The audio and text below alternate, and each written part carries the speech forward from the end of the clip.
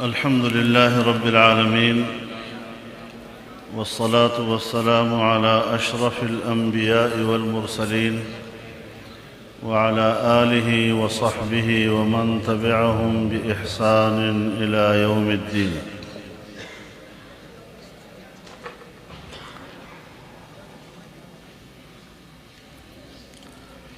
باب قول الله تعالى: ونضع الموازين القسط ليوم القيامة وأن أعمال بني آدم وقولهم يوزن.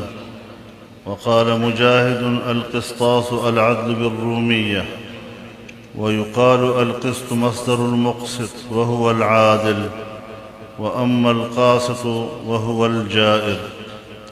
وبالسند المتصل قال الإمام الهمام أمير المؤمنين في الحديث محمد بن إسماعيل بن إبراهيم بن مغيرة بن بردزبة: حدثنا أحمد بن أشكاب قال حدثنا محمد بن فضيل عن عمارة بن القعقاع عن أبي زرعة عن أبي هريرة رضي الله تعالى عنه قال: قال النبي صلى الله عليه وسلم: كلمتان حبيبتان إلى الرحمن خفيفتان على اللسان ثقيلتان في الميزان، سبحان الله وبحمده سبحان الله العظيم.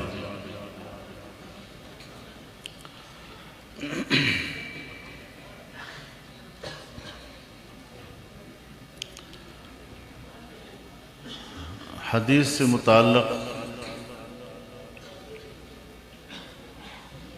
گفتگو کرنے سے پہلے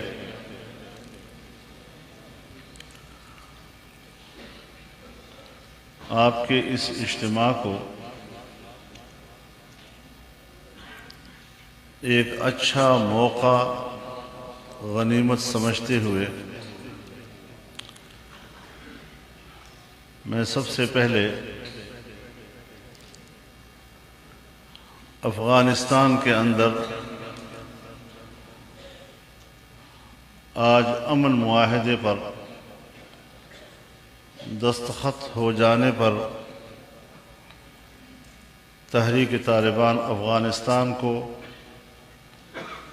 اور وہاں کے مجاہدین کو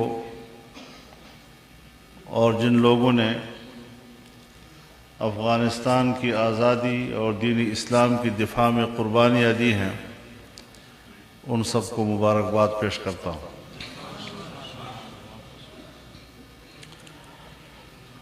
جس طریقے سے خود ان کی قیادت نے بھی زور دے کر یہ بات کی ہے کہ اس موقع پر افغانستان کے امن کو ہمارے درمیان اولیت ہونی چاہیے، اس کو کسی کی فتح اور شکست کا نام دے کر یا اس حوالے سے کسی کو عار دلانا یا طعنہ دینا، اس قسم کی باتیں نہ کی جائیں۔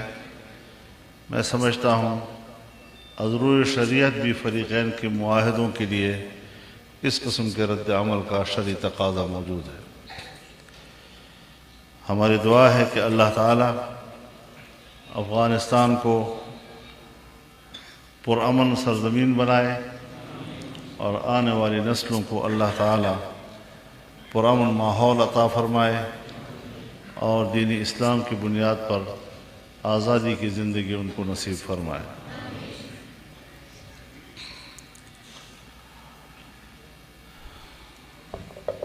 میں جامعہ اسلامیہ اور جامعہ اسلامیہ کے فضلاء کو مبارکباد پیش کرتا ہوں کہ اللہ تعالیٰ نے تحصیل علم کے تمام مراحل مکمل کر دیے ہیں۔ اب اس علم کی آپ نے قدر کرنی ہے۔ یہ ہمارے مدارس کا رواج ہے کہ تحصیل علم کی تکمیل پر ان کو عمامہ بنداتے ہیں، اور عمامہ جو ہے یہ بہت محترم چیز ہے۔ کسی کی عزت و ناموس کو ہم پگڑی سے تعبیر کرتے ہیں، پگڑی کو ہم انسان کی عزت قرار دیتے ہیں، اور جناب رسول اللہ صلی اللہ علیہ وسلم نے بھی عمامہ کو تیجان العرب کہا کہ یہ عربوں کا تاج ہے۔ اب تاج کی حرمت، اس کی عزت وہ آپ خود بہتر جانتے ہیں۔ ہمارے حضرت شیخ مولانا عبدالحق صاحب رحمہ اللہ ہمیں نصیحت کرتے تھے کہ تم سمجھتے ہو کہ آج ہم عالم بن گئے ہیں، فرماتے تھے تم ابھی عالم نہیں بنے۔ 8 سال 9 سال یہاں پڑھنے کے بعد تمہارے اندر اب عالم بننے کا استعداد پیدا ہو گیا ہے۔ اس استعداد کے حاصل ہو جانے کے بعد اب اگر آپ چاہیں کہ عالم بن جائیں تو آپ اب بن سکیں گے۔ تو یہ بہت کام کی بات ہے جو ہمارے اکابر ہمیں سمجھاتے تھے۔ اللہ تعالی آپ حضرات کو بھی حقیقی معنوں میں عالم بننے کی توفیق عطا فرمائے، اور ہم سب کو اللہ تعالیٰ یہ توفیق عطا فرمائے۔ ہم سب طالب علم ہیں۔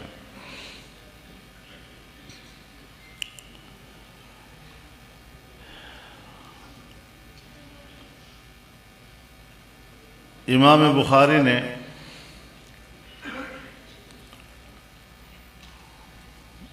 اپنی تصنیف الجامع الصحیح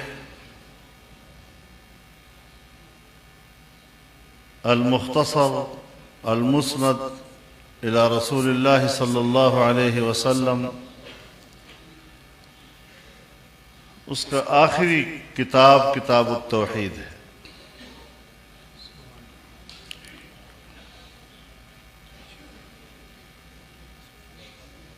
اور کتاب التوحید کا یہ آخری باب ہے، باب قول اللہ ونضع الموازین القسط لیوم القیامہ۔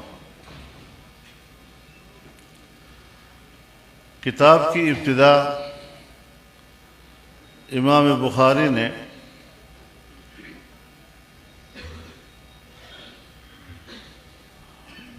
بدء الوحی سے کیا ہے۔ باب کیف کان بدء الوحی الی رسول اللہ صلی اللہ علیہ وسلم۔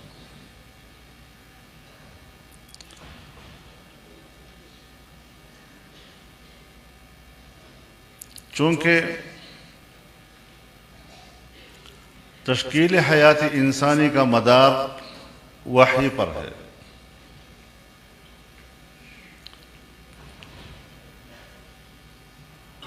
وحی کے ذریعے ہم زندگی کا مقصد معلوم کرتے ہیں،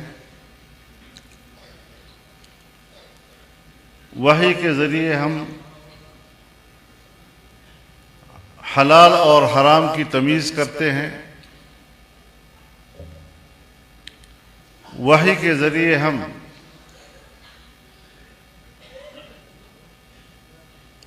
اوامر اور نواہی کا پتہ چلاتے ہیں،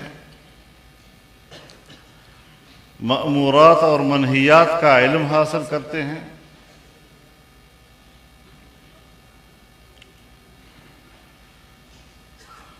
تو امام بخاری نے اس بات کی طرف متوجہ کیا کہ انسان جب ادراک اشیاء کی کرتا ہے تو جب وہ پیدا ہوتا ہے تو پھر وہ شعور فطری سے ادراک کرتا ہے۔ بچے کو یہ شعور ہوتا ہے کہ اب مجھے بھوک لگی ہوئی ہے، اب مجھے پیاس لگی ہوئی ہے، اس کو خوف بھی ہوتا ہے، اس کو خوشی کا بھی احساس ہوتا ہے، اور اس کا اظہار وہ اپنے مخصوص اداؤں سے کرتا ہے اور اس سے وہ اپنے ماں یا باپ کو مطلع کرتا ہے اور پھر وہ اس کی طرف متوجہ ہوتے ہیں۔ لیکن اس شعور فطری سے ادراک کرنا، اس میں انسان حیوانات کے مقابلے میں ممتاز نہیں ہے۔ حیوانات بھی پیدا ہونے کے بعد شعوری طور پر اس طرح کے ادراکات کرتے رہتے ہیں۔ جب انسان بڑا ہو جاتا ہے تو پھر وہ حواس خمسہ سے ادراک کرتا ہے۔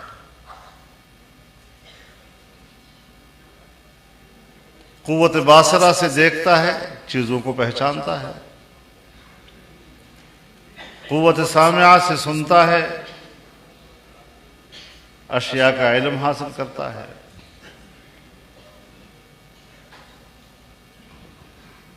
قوت شامہ سے سونگھتا ہے، معلوم کرتا ہے خوشبو ہے، بدبو ہے۔ قوت ذائقہ سے چکھتا ہے، پتہ چلتا ہے میٹھا ہے، کڑوا ہے، نمکین ہے۔ قوت لامسہ سے معلوم کرتا ہے یہ چیز ٹھوس ہے، یہ نرم ہے، یہ سرد ہے، یہ گرم ہے۔ لیکن حواس خمسہ کے ذریعے ادراک، یہ بھی انسان کو دوسرے حیوانات سے ممتاز نہیں کرتا۔ دوسرے حیوانات بھی انہی حواس خمسہ کے ذریعے سے ادراک کرتے ہیں اشیاء کا۔ جب انسان حد بلوغ کو پہنچتا ہے تو پھر اللہ تعالیٰ اس کو ایک اور قوت دیتا ہے، عقل کی۔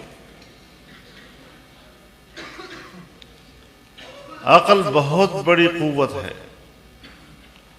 اور رب کی طرف سے بہت بڑی نعمت ہے۔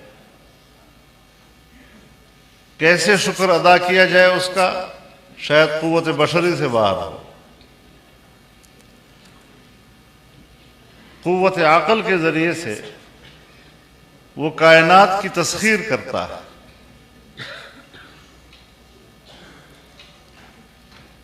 آپس کے معاملات کرتا ہے، اپنی انفرادی زندگی اور اس کی ضرورتوں کو سمجھتا ہے، اجتماعی زندگی اور ان کی ضرورتوں کو سمجھتا ہے، دوسرے انسانوں کے اگر اس کے اوپر حقوق ہیں ان کو سمجھتا ہے،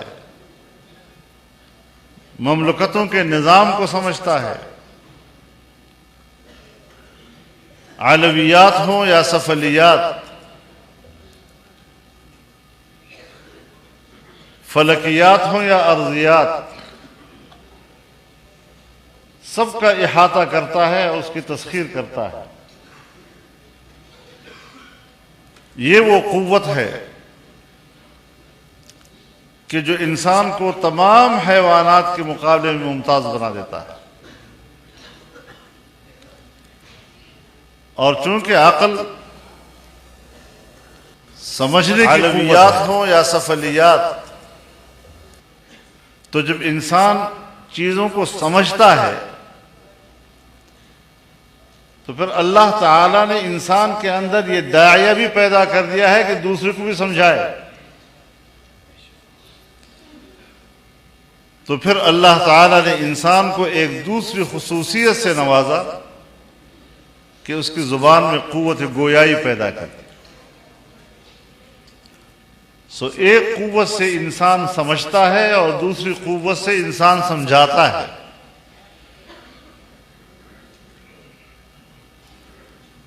ایک ذریعہ ہے تعلم کا اور دوسرا ذریعہ ہے تعلیم کا۔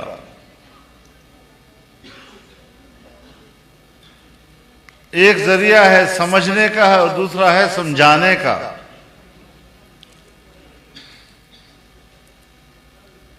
لیکن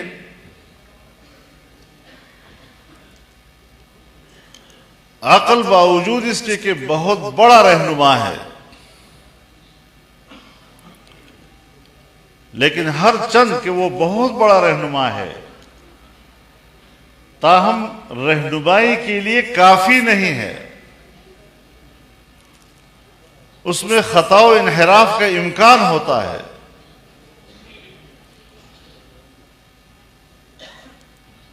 عقل متاثر ہوتا ہے، عقل مغلوب ہو جاتی ہے، محبت سے مغلوب ہو جاتی ہے، خوشی سے مغلوب ہو جاتی ہے، غضب سے مغلوب ہو جاتی ہے، شہوت سے مغلوب ہو جاتی ہے، اور پھر انسان وہ کچھ کرتا ہے کہ اگلے دن اس پر نادم ہوتا ہے۔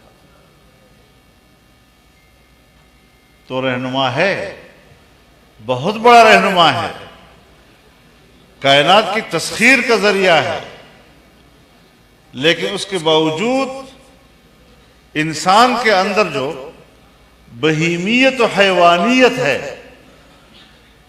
اس کی کیفیات کبھی ایسی تبدیل ہو جاتی ہیں کہ عقل کا تقاضا کچھ ہوتا ہے اور انسان کے جذبات کا تقاضا کچھ ہوتا ہے، جذبات غالب آ جاتے ہیں۔ تو پھر اللہ تعالی نے ایک کامل اور مکمل رہنمائی کے لیے براہ راست انسان کے پاس وحی بھیجی کہ جس میں خطا و انحراف کا کوئی امکان نہیں، اور اس کے لیے انبیاء کرام کا سلسلہ، اور دھیرے دھیرے جتنا جتنا انسان کا عقل و شعور بڑھتا گیا تو حضرت آدم علیہ السلام سے حضرت نوح علیہ السلام تک، جب حضرت نوح علیہ السلام کا زمانہ آیا تو انسانیت جوانی کو پہنچ گئی تھی، اور تب جا کر پھر امتوں سے حساب کتاب شروع ہوا۔ دنیا میں جزا و سزا کا عمل شروع ہوا۔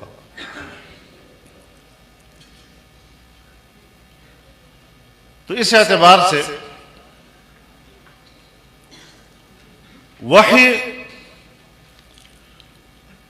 چونکہ انسان کے پاس عقل موجود ہے تو پھر اعلام بالشرائع اس کی ضرورت بن گئی ہے۔ اس کو پتہ تو ہو کہ مجھے اللہ نے کس لیے پیدا کیا، مجھے زندگی گزارنے کے لیے اللہ تعالیٰ کا منشا کیا ہے، تو اللہ نے براہ راست اس کو علم سے آگاہ کیا، چنانچہ قرآن کریم کے ذریعے وحی متلو اور احادیث مبارکہ کے ذریعے سے وحی غیر متلو۔ اور امام بخاری نے بھی جو یہ کتاب لکھی ہے تو یہ بھی تو تفسیر قرآن ہے،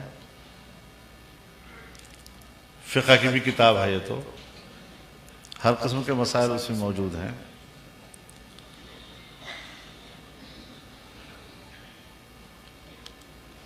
اسی لیے علامہ قسطلانی فرماتے ہیں کہ باب بدء الوحی یہ بمنزلہ مقدمے کے ہے، چنانچہ وہ اس پر تصریح بھی کرتے ہیں، لما فرغ المؤلف من باب الوحی الذي هو كالمقدمة للكتاب الجامع۔ تو پھر جب بدء الوحی کا باب بمنزلہ مقدمے کے ہوا تو اس کا معنی یہ ہے کہ امام بخاری نے اپنی کتاب کی ابتدا کتاب الایمان سے کی،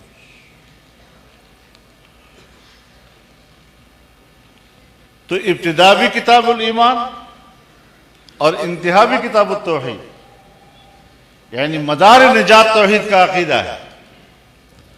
عقیدہ توحید کے بغیر نجات ممکن نہیں ہے، لیکن ساتھ ساتھ وہ ہمارے استاد بھی تو ہیں، تو ہر چند کے باب ہے بدء الوحی کا ترجمۃ الباب ہے، باب کیف کان بدء الوحی الی رسول اللہ صلی اللہ علیہ وسلم، اور حدیث باب انما الاعمال بالنیات وانما لامرئ ما نوى فمن كانت هجرته الى الله ورسوله فهجرته الى الله ورسوله ومن كانت هجرته الى دنیا يصيبها او الى امرأة يتزوجها۔ تنبیہ کر رہے ہیں آپ کے لیے، میرے لیے، طالب علم کے لیے، کہ جب آپ علم کا آغاز کریں گے اور گھر سے نکلیں گے تو دار و مدار قبولیت کا نیت کے اوپر ہے۔ تو سب سے پہلے نیت کو خالص کرو کہ ہم نے اکتساب معاش کے لیے علم حاصل نہیں کرنا۔ علم علم ہے، علم نور ہے۔ علم کے بغیر میں نرا حیوان ہوں۔ جانور بھی صبح جاتا ہے زمینوں پہ ہل چلانے کے لیے اور ساتھ ساتھ انسان بھی جا رہا ہوتا ہے، اور رات کو وہ بھی گھر آتا ہے اور پھر انسان بھی ساتھ گھر آ جاتا ہے۔ تو حیوان اور انسان کے کام میں کیا فرق ہے؟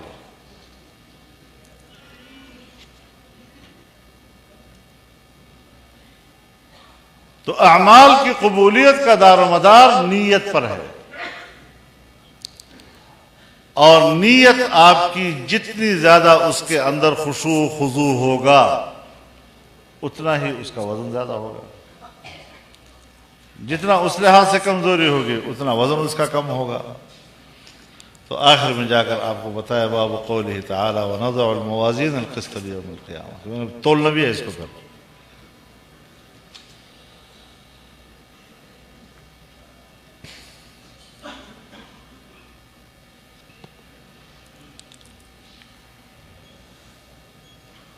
اللہ رب العزت فرماتے ہیں وَمَا خَلَقْتُ الْجِنَّ وَالْإِنسَ إِلَّا لِيَعْبُدُونَ، میں نے انس و جن کو صرف اپنی عبادت کے لیے پیدا کیا ہے۔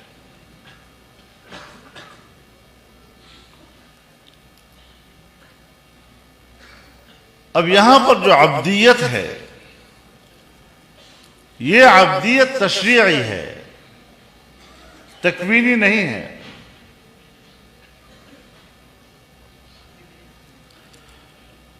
عبدیت تشریعی کسے کہتے ہیں؟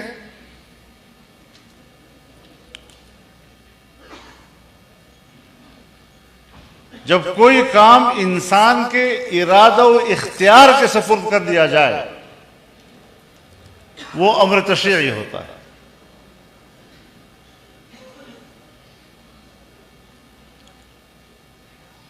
چونکہ عبادت اللہ تعالیٰ نے انسان کے سپرد کر دی،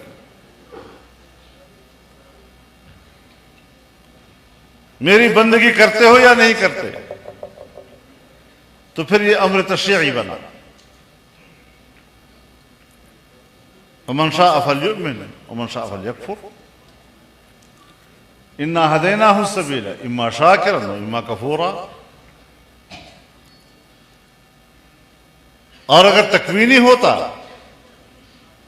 تو اللہ تعالیٰ فرماتے ہیں وَلَوْ شِئْنَا لَآتَيْنَا كُلَّ نَفْسٍ هُدَاهَا، ہم تو ہر انسان کو بھی ہدایت دے سکتے تھے۔ لَوْ شَاءَ رَبُّكَ لَجَعَلَ النَّاسَ أُمَّةً وَاحِدَةً وَلَا يَزَالُونَ مُخْتَلِفِينَ إِلَّا مَا رَحِمَ رَبُّكَ۔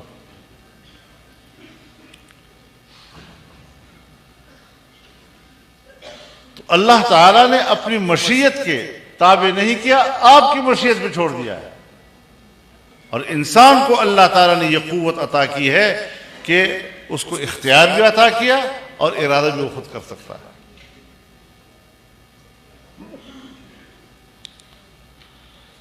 تو اس اعتبار سے عبدیت تشریعی ہے، انسان کے ارادہ و اختیار کے سپرد کر دیا گیا معاملہ۔ تو جب میرے عقل کے سپرد کر دیا گیا تو پھر عقل تو مختلف ہے، آپ کا اب کیا اپنی عقل ہے، میرے سوچ اپنی، آپ کی سوچ اپنی، تو ظاہر ہے وَلَا يَزَالُونَ مُخْتَلِفِينَ ہوگا۔ پھر اللہ چاہتا تو سب کو ایمان عطا کرتا، اللہ چاہتا تو سب کو کافر کر دیتا، لیکن انسان کی مشیت پر چھوڑ دیا ہے، اس کی مرضی ہے، وہ ایمان لاتا ہے اور اطاعت کا راستہ اختیار کرتا ہے، یا وہ کفر کرتا ہے اور عصیان کا راستہ اختیار کرتا ہے۔ جب انسان کے سپرد ہو گیا تو انسان دو ٹکڑوں میں تقسیم ہو گیا، کفر بھی کرے گا، مجوسی بھی بنے گا، نصرانی بھی بنے گا، یہودی بھی بنے گا، اور اس کی مرضی ہے تو مومن بھی بنے گا۔ تو اس اعتبار سے انسان دو گروہوں میں تقسیم ہو جاتا ہے، ایک مومن اور ایک کافر۔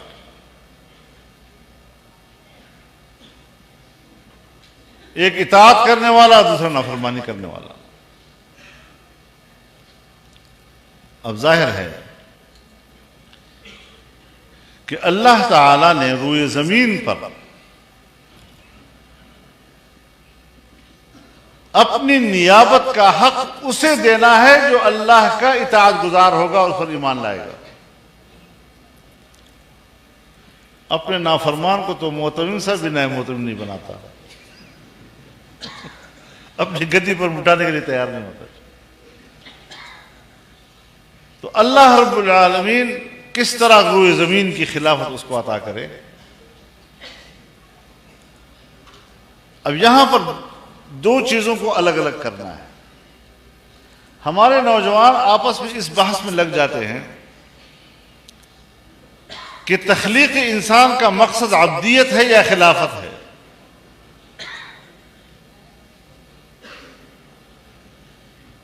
ٹھیک ہے نا؟ بحث شروع کر دیتے ہیں، تخلیق انسان کا مقصد عبدیت ہے یا تخلیق انسان کا مقصد خلافت ہے؟ عبدیت انفرادی چیز ہے،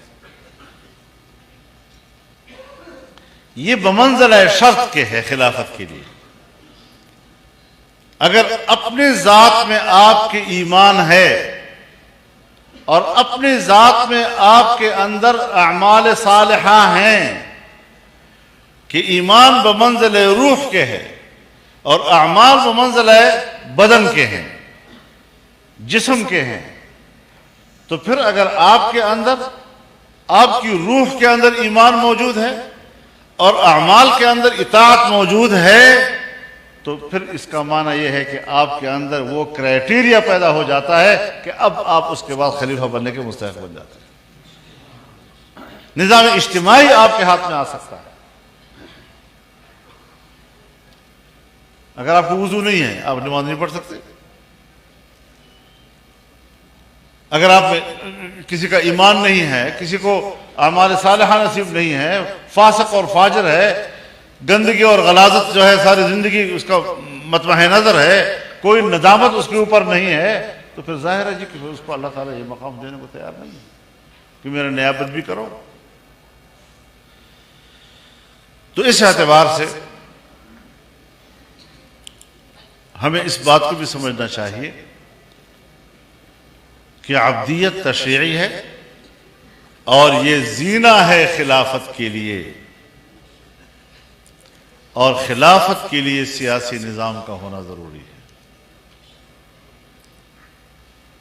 لیکن کب ہمارے علماء اور مولوی حضرات اس بات کو تسلیم کریں گے کہ سیاست شریعت ہے؟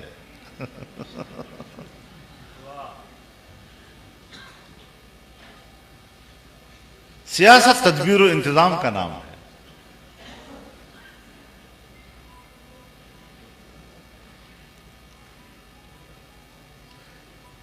امام ولی اللہ رحمہ اللہ جو سیاست کے معنی کرتے ہیں، النظام الصالح لأداء حقوق المخلوق والخالق، تو اس کے لیے تو منظم نظام ہونا چاہیے۔ بغیر نظام کے آپ کس طرح کہہ سکیں گے کہ بھئی تم یہ کام کرو، یہ مت کرو؟ تو اس اعتبار سے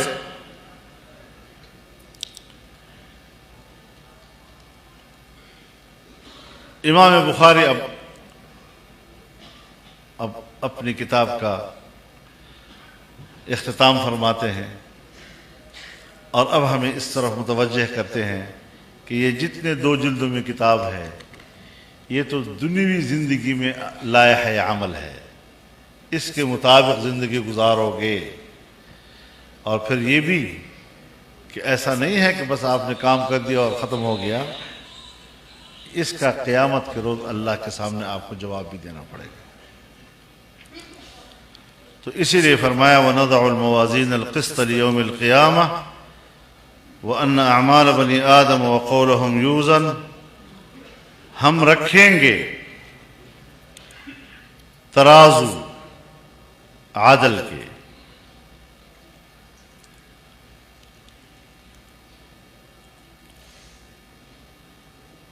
میزان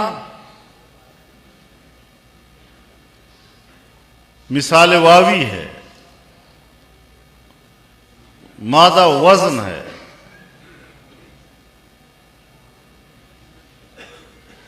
والوزن حق والوزن يومئذ الحق، اور میزان عبارت عما يعرف به مقادير الاشیاء، مقادير الاعمال، والعقل قاصر عن ادراک کیفیته.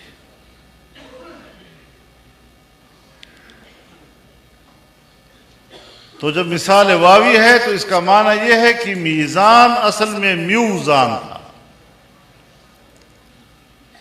واو ساکن ما قبل او متحرک مکسور، واو را بیا بدل کرتا میزان شد. آپ کو تو میرے خیال میں آج کل ارشاد و صرف بھی اردو میں پڑھاتے ہیں، انگریزی فارسی والا نہیں رہا.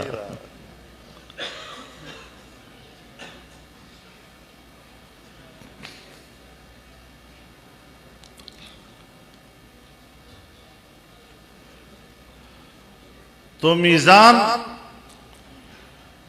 اس کی جمع ہے موازین، جیسے میعاد اس کی جمع ہے مواعید، اور یا پھر موازین جمع ہے موزون کی، جیسے مشاہیر جمع ہے مشہور کی.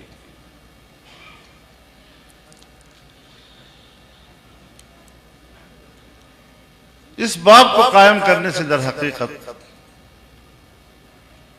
امام بخاری رد کرنا چاہتے ہیں معتزلہ پہ.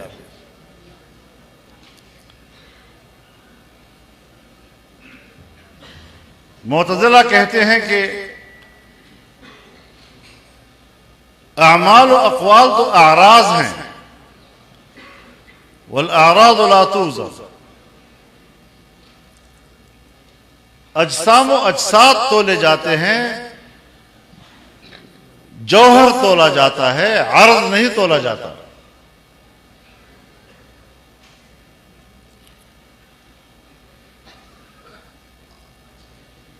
اب علماء نے جوابات تو دیے ہیں اس کے، ایسے واحیات قسم کی بات ہے، نہ عقل کا تقاضا ہے، بس ایک بات ہے کہہ دی. لیکن یہی اعمال اللہ اس پر قادر ہے کہ تولتے وقت اس کو جسم پہنا دے، مجسم کر دے، مجسد کر دے اس کو. اور پھر موازین جو ہے وہ جمع موزون کی بن جائے.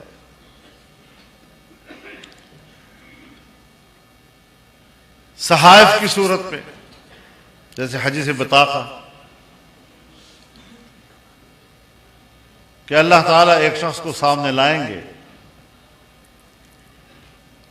اور اس کے بدعمالیوں کے 99 رجسٹر اس کے سامنے پھیلا دیے جائیں گے، ہر رجسٹر تا حد نظر اتنا طویل فہرست ہوگی اس کی. اور پھر اس کو پیش کیا جائے گا اور اسے کہا جائے گا کہ بتاؤ کوئی میرے کرامن کاتبین نے غلط تو نہیں لکھا؟ وہ کہے گا نہیں، سب ٹھیک ہے۔ کوئی عذر ہے تجھے؟ کہے گا عذر بھی نہیں ہے۔ ہاں لیکن تم پر ظلم نہیں کیا جائے گا، تمہارا ایک حسنہ ہمارے پاس ہے۔ اور پھر کہتے ہیں کہ ایک پرچی آئے گی اور اس پر لکھا ہوگا اشہد ان لا الہ الا اللہ واشہد ان محمدًا عبدہ ورسولہ۔ کہا یہ ایک پرچی آپ کی آئی ہے، اس کو ذرا ترازو میں ڈال دو۔ وہ کہے گا جی 99 رجسٹر اور یہ پرچی، یہ کیا ہوگا؟ اللہ فرمائے گا تیرے ساتھ ظلم نہیں ہوا۔ وہ تولا جائے گا، 99 رجسٹر ہلکے اور ایک بطاقہ جو ہے وہ بھاری ہو جائے گا۔ تو رسول اللہ صلی اللہ علیہ وسلم فرمایا کہ اللہ کے نام سے کون زیادہ وزنی ہو سکتا ہے؟ ایک دفعہ ایمان لے آئے، یہ ایمان اتنا قیمتی ہے کہ اگر زندگی میں آپ نے اس ایمان کے ساتھ گزار لی تو یہ ایمان اتنا قیمتی ہے کہ اس کے مقابلے میں اعمال جو ہے وہ ہلکے پڑ جائیں گے۔ تو صحائف تولے جائیں گے تو وہ بھی جسد ہے، مجسم چیز ہے، یا اعضاء تولے جائیں گے، جیسے عبداللہ بن مسعود کہیں درخت پہ چڑھے ہوئے ہیں، پتلی پتلی پنڈلیاں ہیں، صحابہ کرام ہنس پڑے اس کے اوپر۔ تو رسول نے فرمایا کہ آپ کو پتہ ہے ان پنڈلیوں کا جب وہاں پر میزان میں وزن ہوگا تمہیں پتہ نہیں ہے۔ مطلب کہ جوارح بھی تولے جائیں گے۔ لیکن آج کی سائنس نے تو اس کو ایک حماقت قرار دیا ہے، اس نظریے کو، معتزلہ کے نظریے کو۔ گرمی اور سردی یہ اعراض ہے یا نہیں؟ تولے جاتے ہیں یا نہیں تولے جاتے؟ آج اتنی سینٹی گریڈ گرمی ہے، اتنی سردی ہے، منفی ہو گیا، یہ ہو گیا، گاڑی چلتی ہے، رفتار عارض ہے، میٹر بتاتا ہے یہ 100 میٹر پہ جا رہا ہے، 80 پہ جا رہا ہے، 110 پہ جا رہا ہے۔ بخار آ گیا تو ترمومیٹر لگا دیا تو پتہ چل گیا کہ بخار کتنا ہے۔ تو اس لیے اب تو یہ ساری باتیں بالکل بیہودہ قسم کی لگ رہی ہیں اور اس کی کوئی علمی حیثیت تو بہرحال اب نہیں ہے اس کی۔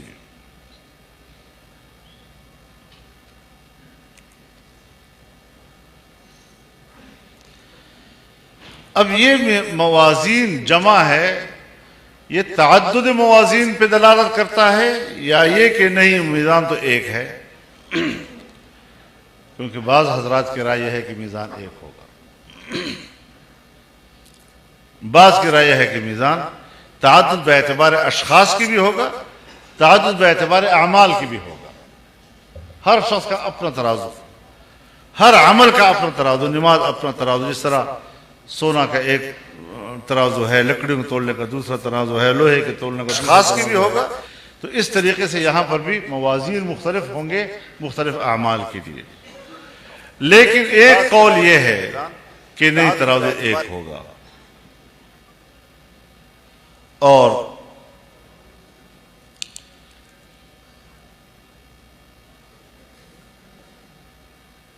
یہ اتنا بڑا ترازو ہوگا کہ زمین و آسمان سارے مل کے اس میں سما جائیں گے۔ لیکن جمع کا صیغہ اس کی تفخیم کی وجہ سے لایا گیا ہے، تعظیم و تفخیم کے لیے۔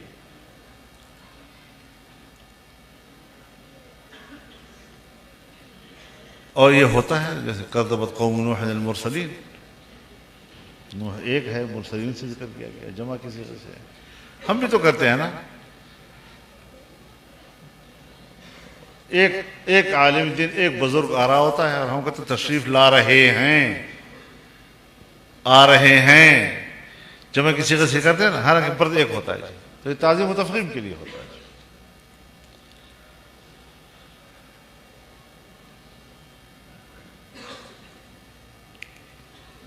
تو وَنَضَعُ الْمَوَازِينَ الْقِسْطَ لِيَوْمِ الْقِيَامَةِ، ہم رکھیں گے ترازو، تو پھر ترازو رکھیں گے، فَأَمَّا مَنْ ثَقُلَتْ مَوَازِينُهُ فَهُوَ فِي عِيشَةٍ رَاضِيَةٍ وَأَمَّا مَنْ خَفَّتْ مَوَازِينُهُ فأمه هاوية.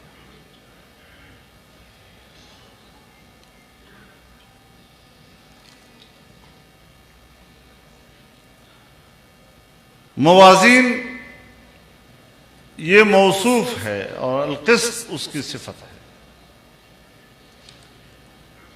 ہم نے تو کتابوں میں یہ پڑھا تھا کہ موصوف اور صفت کے بیچ میں مناسبت ہوتی ہے. اگر موصوف مفرد ہے تو صفت بھی مفرد، اگر موصوف تثنیہ ہے تو صفت بھی تثنیہ، اور موصوف اگر جمع ہے تو اس کی صفت بھی جمع ہونی چاہیے. یہاں پر موصوف جمع ہے اور صفت مفرد ہے، مناسبت نہیں ہے صفت اور موصوف کے درمیان.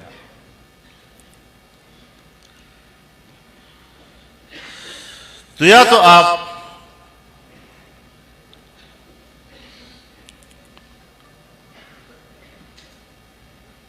اس میں مضاف کو محذوف مان لیں، وَنَضَعُ الْمَوَازِينَ ذَوَاتِ الْقِسْطِ، تو پھر موصوف اور صفت سے مطابقت آ گئی. اور یا یہ کہ قسط مصدر ہے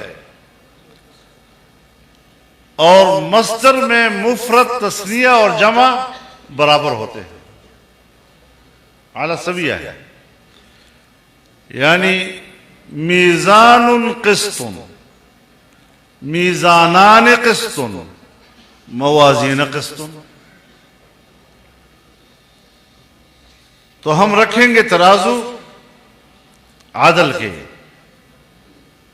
لیوم القیامہ.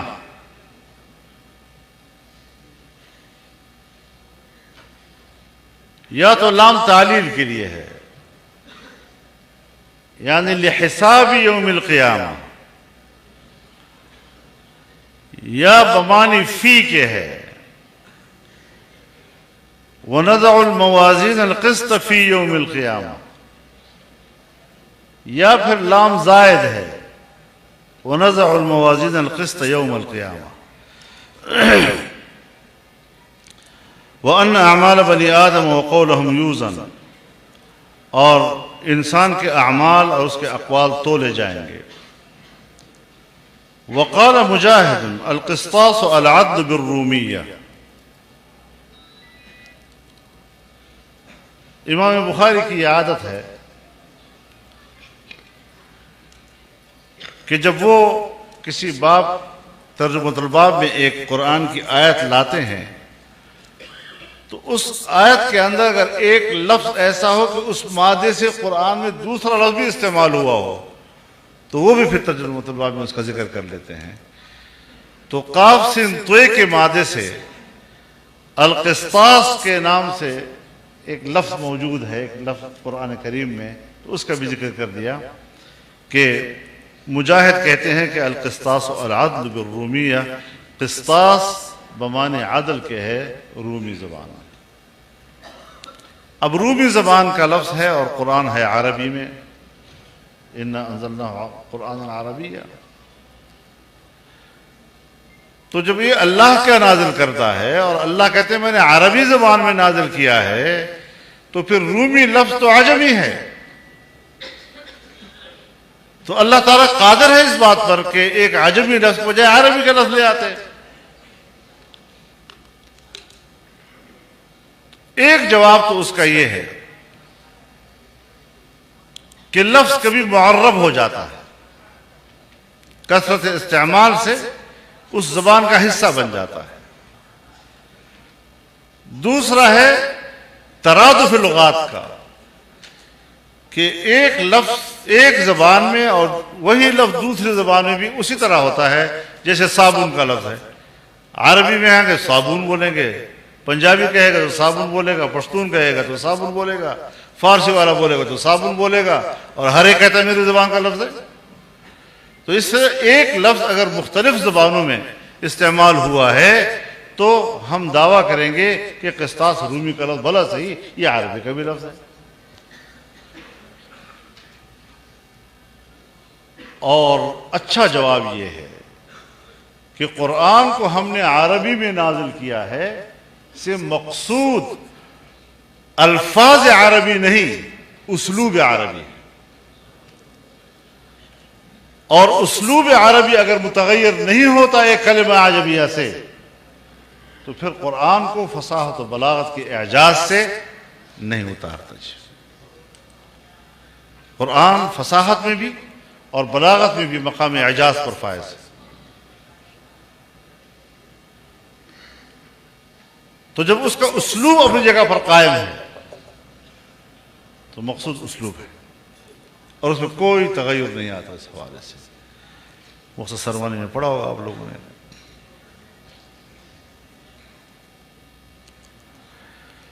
وَيُقَالُ الْقِسْطُ مَصْدَرُ الْمُقْسِطِ وَهُوَ الْعَادِلِ.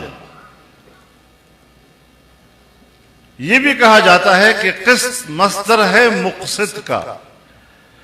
اب مقسط باب افعال ہے، اس کا مصدر آتا ہے اقساط. اور یہاں امام سے فرماتے ہیں کہ یقال القسط مصدر المقسط. تو قسط ثلاث مجرد ہے اور مقسط ثلاث مزید فی ہے. تو آپ یہی کہیں گے کہ یہ مصدر المصدر، پہلے قسط تھا پھر اقساط ہوا پھر اس سے مقسط بنا. اور جب اقساط ہوگا اور مقسط ہوگا، واللہ یحب المقسطین، بمعنی عدل کے استعمال ہوگا. لیکن جب ثلاثی مجرد سے ہوگا اور قسط سے صیغہ بنے گا تو پھر وہ جور کے معنی میں استعمال ہوگا. وَأَمَّا الْقَاسِطُونَ فَكَانُوا لِجَهَنَّمَ حَطَبًا.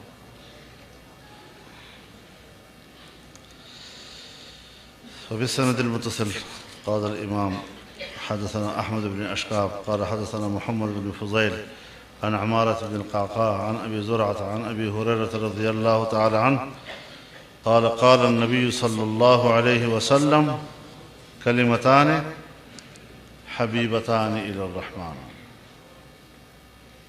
كلمتان أي كلامان، اور کلامان سے بھی مقصود ان کا قائل ہے. دو کلمے ہیں یعنی دو کلام ہیں. جس طرح ہم کلمہ کہتے ہیں لیکن مقصود لا الہ الا اللہ محمد رسول اللہ، کلمہ ہی ہے. کلمۃ طیبۃ کشجرۃ طیبۃ اصلها ثابت وفرعها فی السماء. اور اس طرح کلمہ خبیثہ. تو لفظ کلمہ استعمال ہوتا ہے بمعنی کلام کے استعمال ہوتا ہے. تو دو کلمے ایسے ہیں حبیبتان الی الرحمن جو رحمان کو بہت محبوب ہیں. اے محبوبتان الی الرحمن اے قائلہما. تو کلمتان موصوف، حبیبتان الی الرحمن صفت اول، خفیفتان علی اللسان زبان پر بہت ہلکے، یہ صفت ثانی ہو گیا. ثقیلتان فی المیزان، یہ مناسبت ہے حدیث باب کی ترجمۃ الباب کے ساتھ. اور یہ صفت ثالث ہے کلمتان. مطلب یہ ہے حبیبتان الی الرحمن. اب لفظ رحمان اللہ کی رحمت کی وسعت پہ دلالت کرتا ہے. تو یہاں مقصود یہ ہے کہ عمل قلیل اور اس کے بدلے میں ثواب بہت بڑا عظیم.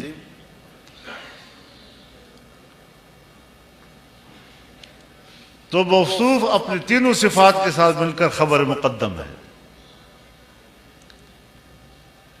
سبحان اللہ و بحمدہ سبحان اللہ العظیم.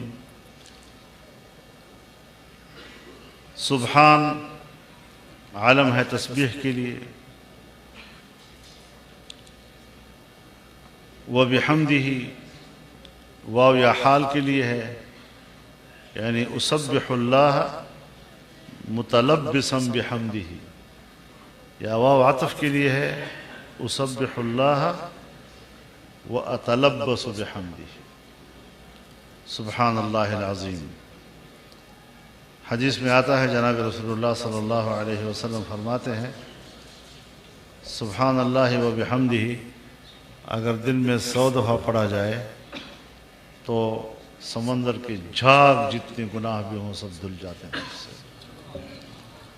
اور چونکہ رسول اللہ صلی اللہ علیہ وسلم نے یہ بھی ارشاد فرمایا ہے کہ مجلس سے اٹھنے سے پہلے اگر کہہ دو